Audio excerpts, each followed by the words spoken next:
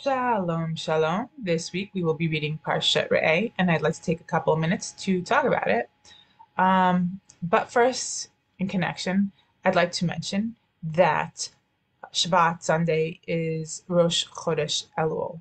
Rosh Chodesh Elul is the time for us on our calendar to start taking stock of who we are, where we've fallen short, where we want to go, and start making those changes because after the month of Elul is over, we come to Tishrei, and that is the beginning of our new year that we want to be, uh, you know, blessed and a good, fortunate year. And I think the only way to have a good year ahead is to start working on yourself, wouldn't you say?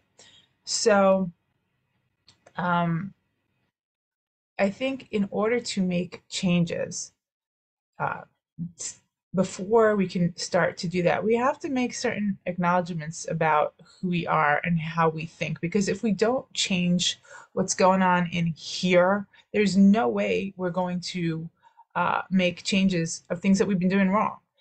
And this week's Parshat opens up that Moshe tells the Jewish people, and he says, look, I've placed before you, God has placed before us the bracha and the klala, a blessing and curse, and to choose blessing, to have a good life. And by choosing blessing, it means to follow in God's ways.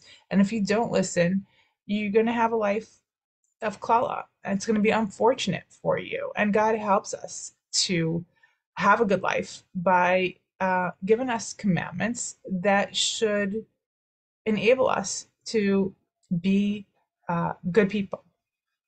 And in the first few psukim that Re'eh opens up with, it says the words hayom four times in a handful of pasuks. Like God put the commandments before us today to follow.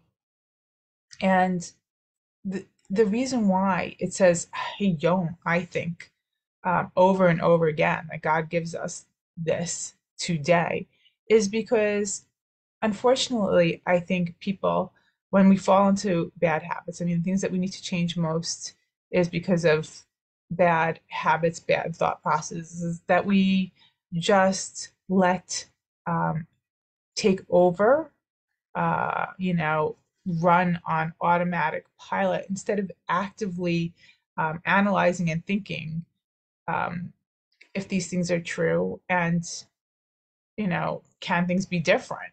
And we just think, this is who I am, and we just automatically, we don't even we don't actively think it, but we do things based on, this is what I do, and you just do it. But that's why God's saying so many times over and over again, Hayom. Hayom is right now, today. The reason why we're given the opportunity to live on is not to have Groundhog Day and to do the same thing every day we did yesterday, because not exactly, I mean physically the same things, but act in the same ways, making the same choices, um, good or bad, because everything you should be doing consciously. Just because we did it yesterday, we have to think, even the good things we do, and apply ourselves and see what it means for us today as opposed to yesterday, because the same act can mean two totally different things in two totally different instances. And before we just automatically do something that's bad for us or the people around us, we should think about it. We have a choice. We don't have to get angry just because we automatically get angry. We have control. We have control over our emotions. We have control over our actions. We are not a victim of yesterday's story. We don't have to be a victim of however we grew up, whatever we were taught. We have a choice today. God is saying you have a choice today to choose the good life, to decide that things will be different.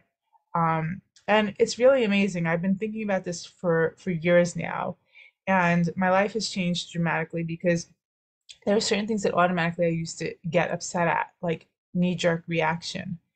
And now I'm like, why am I letting this fester in my brain?